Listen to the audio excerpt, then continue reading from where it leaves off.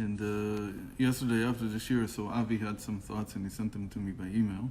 Okay, what did he think? And he said something very interesting that he didn't know. He said it like from himself, but I showed him that it's written in the Gemara. He said that if in order to bring the Ein Sof, the infinite, down into the three lower worlds, the Nevi'im had to, as it were, invent a new name for Hashem. And it's not like a new name that stands by itself. It's a name that you add to an existing name, to Havaya. So it becomes Havaya Tzevakot. That's one of the chidushim. That's what we've been talking about. I don't know if you've been following on Facebook. So and I saw yesterday in the Rebbe's Maimer, this year is Bati Legan, which is chapter 10 this year. So in there he says that this is a chiddush from the Alter Rebbe, because it's not in Eitz Chaim. I don't know what I said, but it's not in Eitz Chaim, this idea that what the Nevi'im did was they added a new name to the repertoire of Hashem. And the name is hosts, Tzevakot. But it doesn't stand by itself. It's always Havaya Tzevakot. You always say God's four-letter name with this new name. And what this name did was it brought the infinite down into souls and into angels, even he says, that are in the three lower worlds, that have a separate consciousness from godliness. We don't feel ourselves to be part of God. We feel separate from God. So in the world of Atzilus, of emanation, where everything has one consciousness with God, and there's no separate consciousness. So there were all the 6 names that were known until then. And then or 5 names rather, 6. And then the prophets in the land of Israel, they added a new name, Tzevakot. And the first one to do this was Chana, Samuel's mother. So we said that this is also a very feminine type of Torah, to do something like this. What I then thought of before I said what Avi wrote was that in order to bring the Jewish people out of Egypt, we see the same thing. That Moshe Rabbeinu asks Hashem, what's your name? What should I tell them? And Hashem gives him a new name. The new name was Ekyeh, Aleph He Yud He. This name didn't exist before. There's no mention of it before. You call them new names that didn't exist before. Maybe it existed all the time, it just wasn't revealed. I mean, Hashem's the only one who can give himself names, no? No, so you see that Hashem gave himself, and the Nevi'im gave him. Maybe the Nevi'im just revealed it. But obviously, everything is just a revelation at some level. In the world of Atzilus, probably it existed in some way. Because afterwards we say that Netzach and Hod are Havaya Tzevakot and Elokim Tzevakot. So we say that somehow it was there, but it wasn't revealed. So in order to bring the Jewish people out of Egypt, he needed a new name. What was his new name? His new name, revealed or not, was a feeling that there is such a thing called a redemption. I will be, meaning redemption is about a sense of the future. Because what does that name mean? Ekyeh Asher Ekyeh. I will be. It's not I am. People translated I am. But it's not. It's the right translation, correct translation, exact translation is I will be. So a person has to, about himself, feel that he has a future in order to be redeemed. If a person doesn't have what we call a future horizon, if the future isn't on his horizon, he doesn't see it at all, he feels that he has nothing, he only has a present moment, he can't be redeemed. He can't come out of that. That's the whole problem with the picture of the Goyim. The Goyim didn't get it. Why did they not get it? Because they invented their religion, the religion that they took from Yiddishkeit, they based it all on the past. That's not how it works. You're not waiting for something that already happened to repeat itself. You're waiting for something new. And so in our constellation, what is this new thing? It's called Torah Chadasha Mi'ititzeh. A new Torah will come out of me. What do you mean a new Torah? A new explanation of the Torah. It's the same Torah, same text. But the Mashiach will give such a new explanation that the explanations that were given until today will seem as if they're hevel, as if they're some kind of vapor. Like compared to it will be such a concrete, such a true explanation that every person will feel that the explanation that was the interpretation that was given until now will become like something that's passing. So you have to have a sense of the future. You have to have a feeling that the future is better than the past. That's what a tzaddik feels. A tzaddik always is in a state that he sees the future. The future is where emunah is. That's also a very big deal. That faith is never in the present. Because the present is too small. What? That's Yaakov Avinu planted. Okay. For instance, that's one of the Rebbe has a long sikha about that to explain that. That was a staple of what it means to be a tzaddik, of what it means to see to be able to lead. How he could take, what is it, that before he even went down, Hashem promised him, and I'll be with you and I'll bring you back up. Al Chagam Alo. And he said twice. That was really the root of I will be what I will be, that Rashi says is two different redemptions, from Egypt and then the final redemption. So the hint says this is from the Natan Shapira of Prague, from the Megillah Mukot. He writes that the source of that is in what Hashem already told Yaakov, Al Chagam Alo. I will bring you up. Indeed, I will bring you up. It's hard to translate it. But two elevations. So he says there, the fact that God says to Yaakov before he comes down to Egypt, I'm going to elevate you twice, was already a premonition of foreshadowing of the name Eki Asher Eki. In any case, it's a sense of the future, not an attempt to repeat the past. The past is gone. The past was what it was. We got out of it what we got out of it. We have to move forward. And faith in general is about the future. People who have faith, they don't have faith that maybe right now I can't see how things are good. But I have true faith that the future holds all the goodness that I'm waiting for. It's there. Now, some people think future is something who knows where.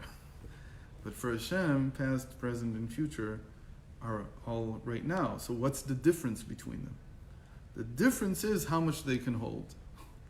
The past holds quite a bit, but it's already solidified, you can call it. In the middle, you have like a feeling of, call it liquid. Like the present is sort of liquid. You can do stuff with it. But the future is an empty vessel. Anything can go in there. So Hashem has like this call it like a container that he's looking at all the time. The bottom is dirt. It's soil. It's what we call the element of earth. Above that we have water, which is like the present. And above that there's air, which is very airy, very open. Anything can be there. And even though there's something there, it can hold still an infinite amount because it's like empty. It looks like it's empty.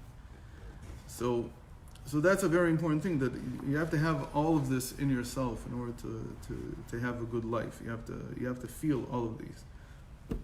By the way, the fact that the past is like earth, that's what tshuva means. Tshuva means that I can take whatever was in the past, I can take this earth, and I can still plant something new in it.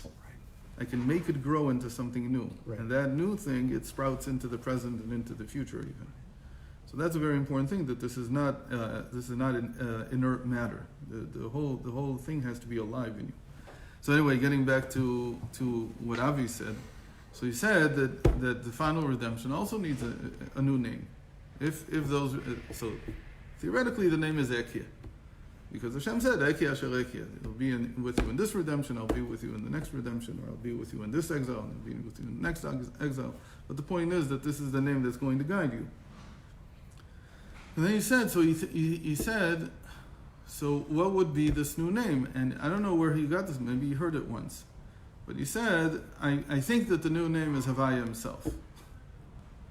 Meaning, what does it mean? That in the same way that Havaya was added to Tzevakot as hosts, as like a conglomerate, as a community, it now has to be added to each person personally. So he showed him that that's what the Gemara says. In Bava Batra Ayin Hey, Chazal say that Atidim Tzadikim, The tzaddikim are destined to be called holy, like Hashem. And in Chassidus, this is explained. You can also get it from the Gemara a little bit because it attaches two things together. It says Yerushalayim won't be called Yerushalayim anymore. What would be? That's a pasuk in Yechezkel, or in Yechezkel, at the end of Yechezkel. What does he say? He says the name of the city has always been Yerushalayim, and now it will become Havaya, Sham. So the literal meaning is that Hashem is there. But in the sages understand this, that the name of the city will become Havaya Yerushalayim. Meaning the name Havaya will be attached to the name of the city. Why? Because you'll see the infinite revealed in it. But then it says, and the tzaddikim are the same. Except that the tzaddikim doesn't want to say it openly, I guess. So it just says they'll be called holy. But in Chassidus, especially, I didn't have a lot of time to look for it. I think it's also in Chabad literature, but I don't remember where. But I remember they're from Reb Tzadok. And Reb Tzadok, he says this openly. He says that in the future, every tzaddik will be called... What? Reb Tzadok? Reb Tzadok, Lublin. He's the continuation of the Pshischa, of the Polish tradition. Hazeh of Lublin?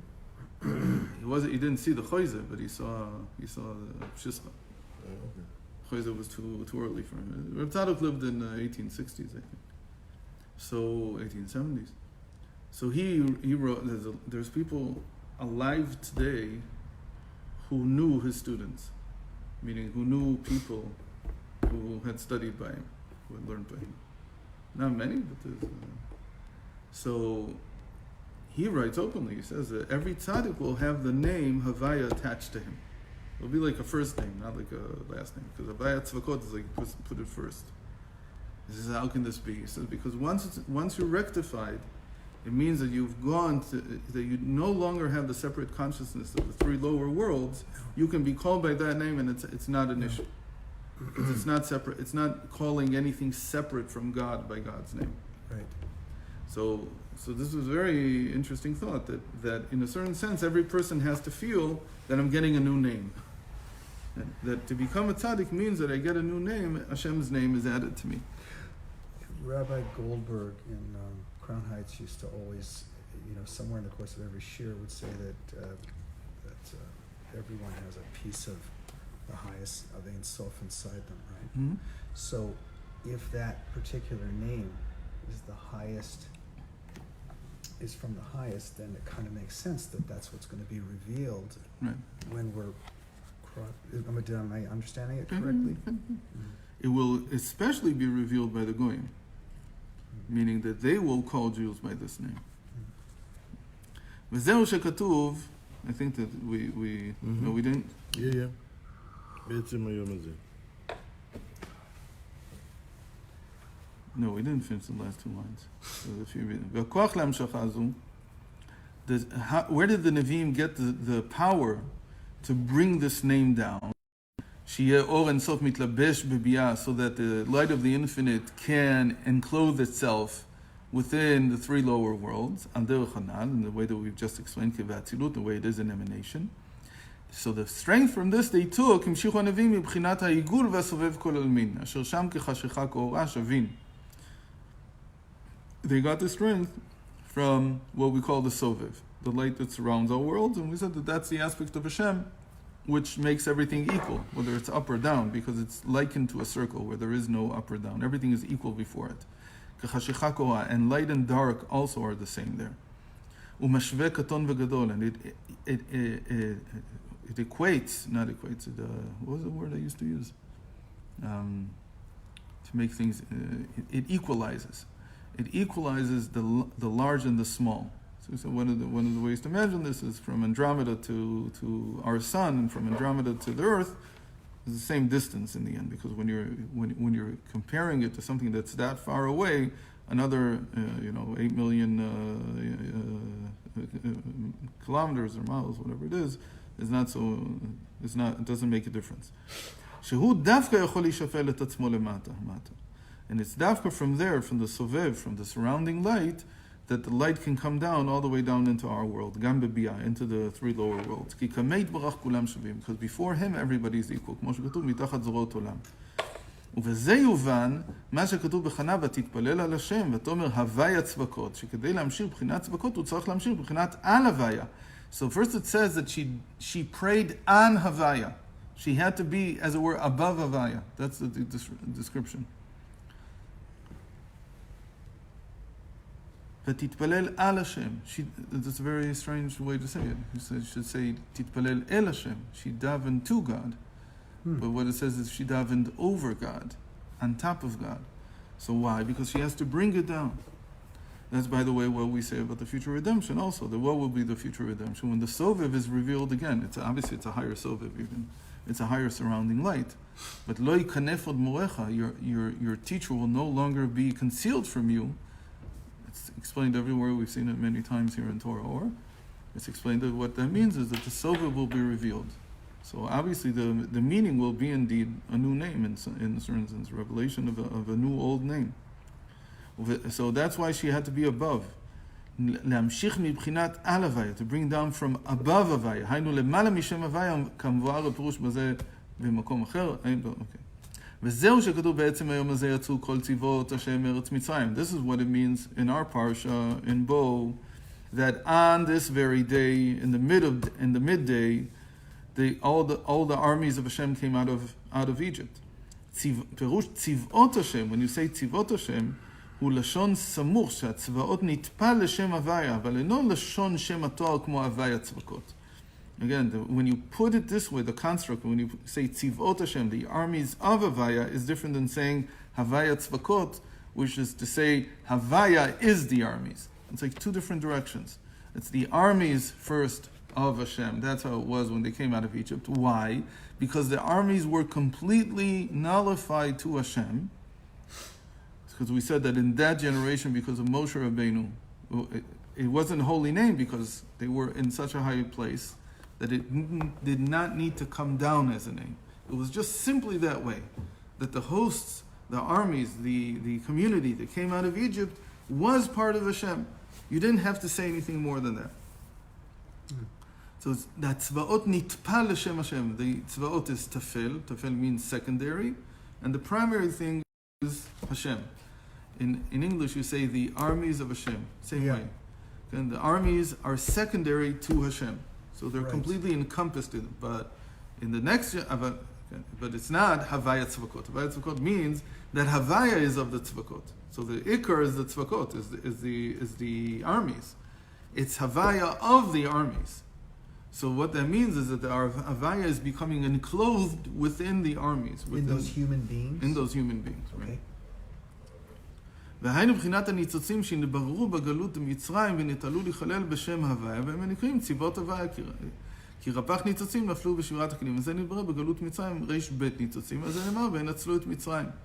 So what is this all talking about? So in practice, the people themselves they're of Havaya, but he says it's much more than that. Because you can't say that the people that came out of Egypt, they were so one with Hashem that you could call them the armies of Hashem. So he says to curb this a little, so it doesn't sound so far-fetched. He says that the sparks of holiness that they were able to take out of Egypt, they were taken out to such an extent that they were one with Havaya. So it's really talking not about the people, but the spark that each person had taken with him. Each person had taken from Egypt all the sparks that they could take. They finished their work there. That's what the end of exile means. They emptied out. Okay, they emptied it out. That's what it says. They emptied it out. כמצולה שאין בדגים, כמצודה שאין בדגן. It was just in the Daf Yomi a couple, maybe a week ago. So this was what they did. That's why the Galus ended. Because they had finished all their toil, all their work. And yet, out of the 288 sparks, this is a very important number. So this 288, where did it come from? What does it mean? Without getting into it, they only took out 202. That's what's called that they that Yaakov said, Yesh li Rav. And Esav said, Yesh li Kol. Okay? I hope I'm right. Please tell me I'm right. Yeah. Okay. And then it says, Vayishlach. V'gam erev Rav alaytam. The mixed multitude, the multitude is Rav, Reish Bet, 202 also. Yeah. Uchtiv Rav lach. And Hashem said to Moshe, Rav lach, you have enough already. Don't continue to speak to me about this. So Rav is like a state of rectification. That you've finished, you've taken out. Why is it only 202 out of 288? What happened to the other 86? The 86 to the left are Elokim. So you can in a certain sense say that the very moment that a person's willing to put himself under the yoke of din, meaning that he has a purpose in the world, so by itself he already gets 86 without doing anything. It's sort of like a starting bonus. Okay? A signing on bonus. The moment you sign on, you have 86 already, without doing anything. ופירוש בעניין שנקרא צבאות השם, בחינת אפל וסמוך לשם והעניין, כי מספר הפך ניצוצים. So where did this number come from? So here he explains. הם מבחינת שמות אב סג מבן. He doesn't go into the whole explanation, but אב סג מבן altogether is 232. Okay. And then you have to add another 56. And where these 56 come from? They come from the letters themselves. Without getting into it right now, how the cheshbon is by the Arizal. וכאשר נתבררו מביאה לחזור לשורשם, אז אינם נקראים בשמות אלו כלל, מפני שנתקלו במקום בתכלית הייחוד, לכן אינם עולים בשם כלל. This is a little bit more Kabbalah, but what he means is that when these fillings of Hashem's name, they go back into their source. What he's saying is a very interesting explanation what letter fillings of Hashem's name means. We see that the Arizal built this whole Kabbalah on something that almost doesn't appear in the Zohar.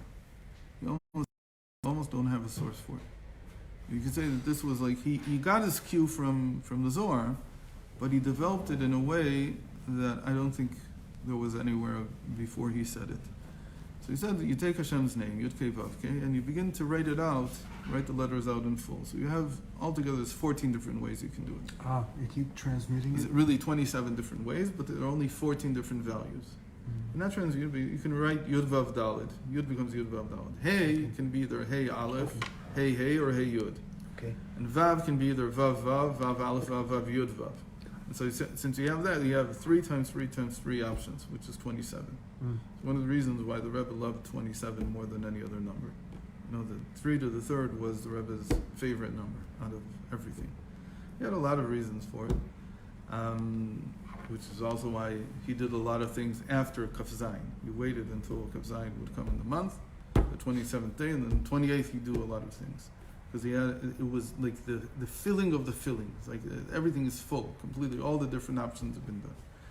So the understanding the Ari had is that these fillings, what they represent is Hashem coming down into the world of multiplicity.